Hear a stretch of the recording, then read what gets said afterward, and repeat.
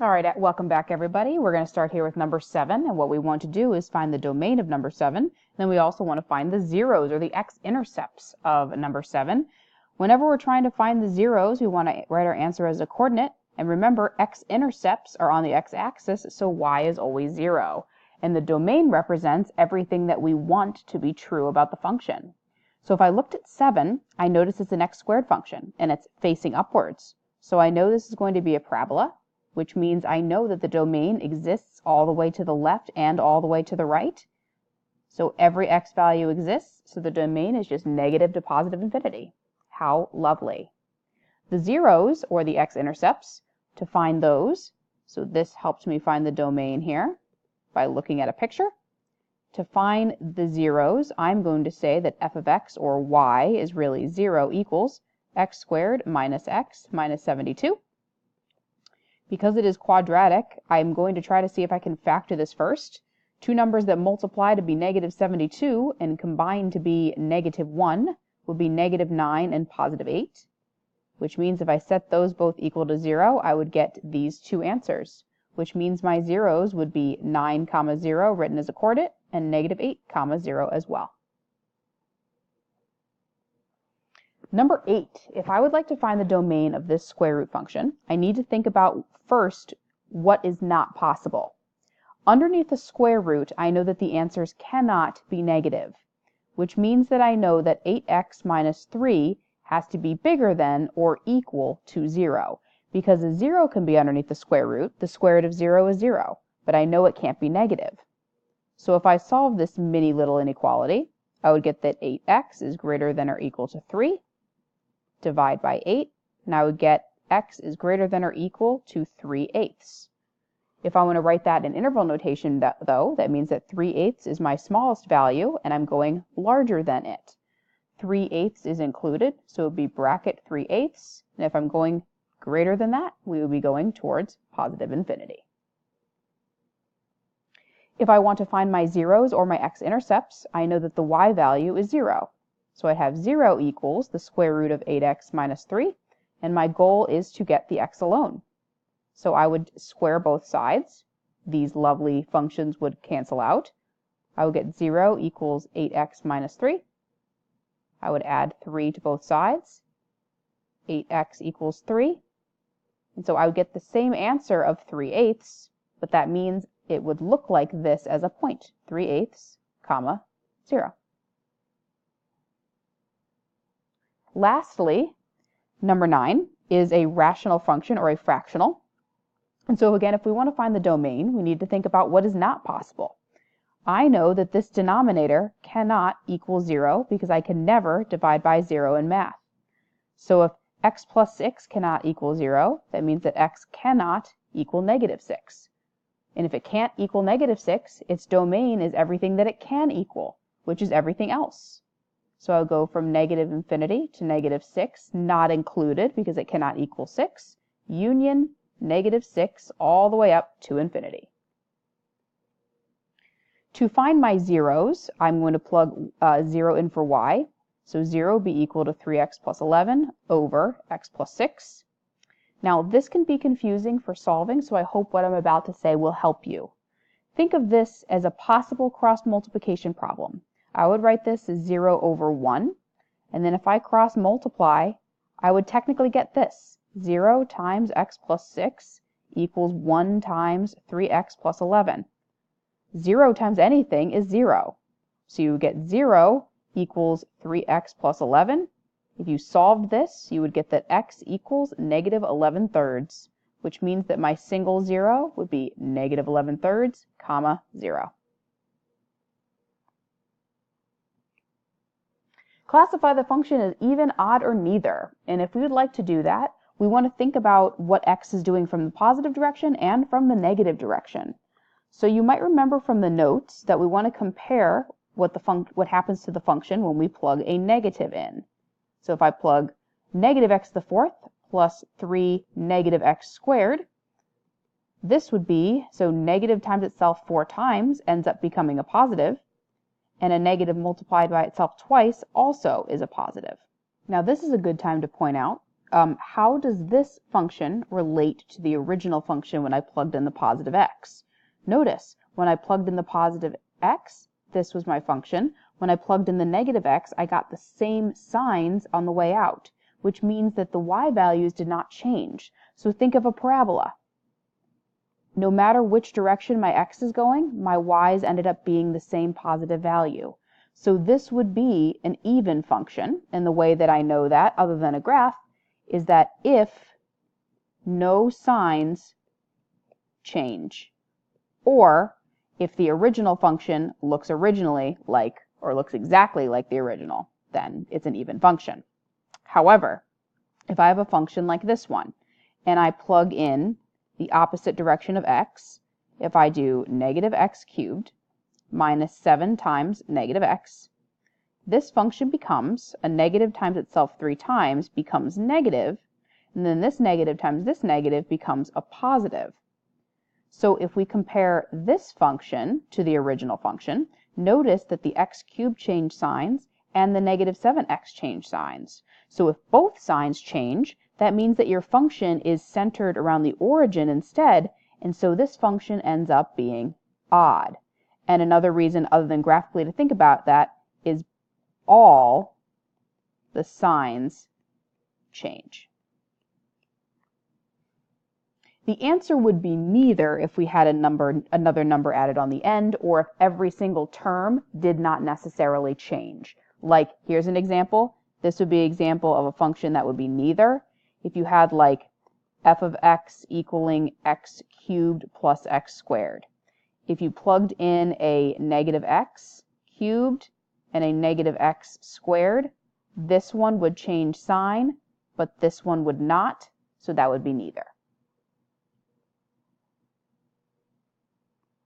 Number 12, use the graph to the right, and what we'd like to do first is find the domain. Domain is x values always, and you're always going left to right. So it looks like this function is continuously moving towards the left. So we're coming from negative infinity. We are coming up to 1, and we want to ask ourselves if this is a problem. Well, there is a hole here, but the x value is covered here. So let's keep going. There is a hole here at 2, but this is actually an included 2, so we can keep going. We can continue all the way towards positive infinity. So my answer for A is negative to positive infinity, because for every hole, there was an included value. My range are y values, and we always go bottom to top. The lowest value that I see in this graph is 0, and because it's on the graph, it is included. And if I continue upwards, I notice this hole and ask myself if this is a problem. It isn't, because the graph, or those y values, are covered in this piece of the graph here. That hole, it is included here. This hole, it's included here and here. And then my function continues up to infinity. So my range is from 0 to infinity. Does this function have an absolute maximum? The answer is no, because this graph goes on forever to infinity, and we cannot top infinity. That is never going to be a maximum point. So no, the graph goes to positive infinity. Does the function have an absolute minimum? It does, because this does have a clear bottom point. Now, I'm going to write my answer as a sentence here. It is the point 0, 0, but here's the phrasing. At x equals 0, the absolute or absolute lowest point or absolute minimum is the y value of 0. Where is this function increasing? Well, what we want to do for this is, for both e and f, for increasing and decreasing, we only want to use x values because we want to go left to right, and we only want to use parentheses because anytime there's a turning point, the turning point cannot be both increasing and decreasing at the same time.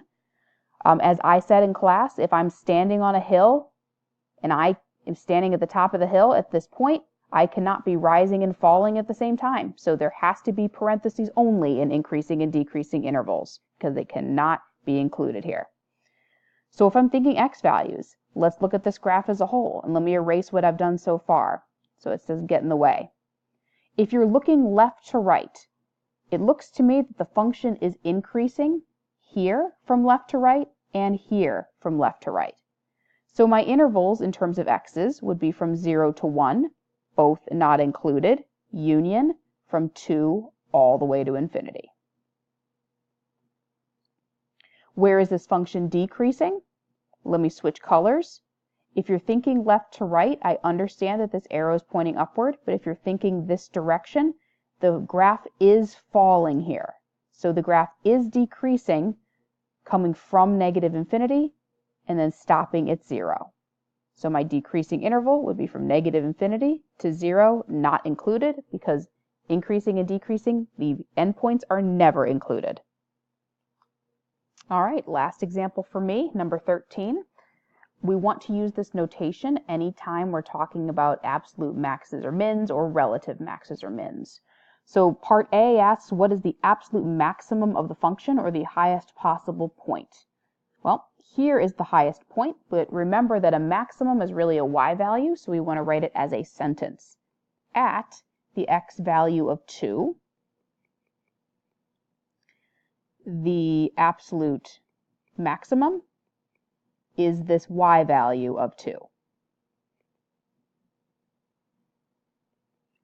Name a relative minimum. Now, relative means that it is not the lowest possible point, but we could look at the graph in chunks. But sometimes it's easier to look at the graph as a whole. And a lot of the times, the relative minimum ends up being the second lowest point, and the relative max ends up being the second highest point.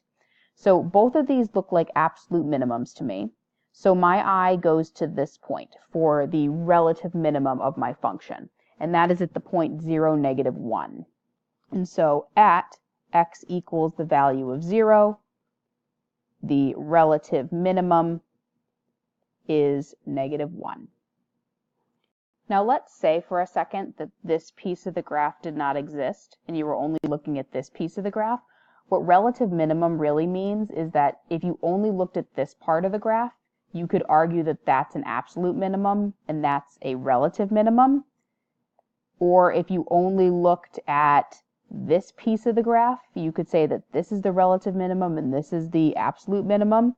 But to me, if you're looking at the graph as a whole, I would say that this is probably the best answer for the relative min. Name a relative maximum of the function. Relative max, again, generally means the second highest point. You could base it on like this chunk or this chunk, but I would say in this case, this is probably the best answer for the relative minimum. At x equals negative 1, the relative maximum, is the y value of 1. All right, time for more increasing, decreasing, and constant practice. Anytime, again, I ask you for decreasing or increasing or constant, you are only dealing with x values, and you are only dealing with parentheses. I want to keep repeating myself because that is one of the most missed things on this test that I've seen in the past few years. Where is this function decreasing? Because we're dealing with x values, we are always thinking left to right. So let's look at the graph as a whole. Here the graph is constant. From left to right, this is increasing. The function is decreasing if you want to think of it like slope at this piece, and also decreasing like slope at this piece. So that means in terms of x values that we're going from negative 1 to 0, and we're decreasing from 2 to 4. Where is the function constant? Here, and that is from the x values of negative 4 to negative 3. Domain and range, last pieces.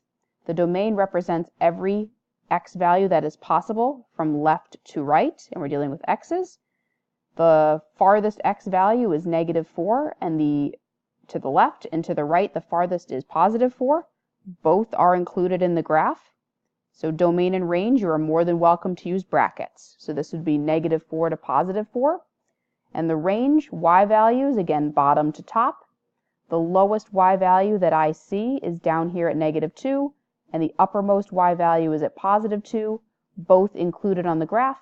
So my range is negative 2 to positive 2, both included. All right, guys, thanks for sticking with me. Again, I hope that going through the examples were helpful to you. Thank you.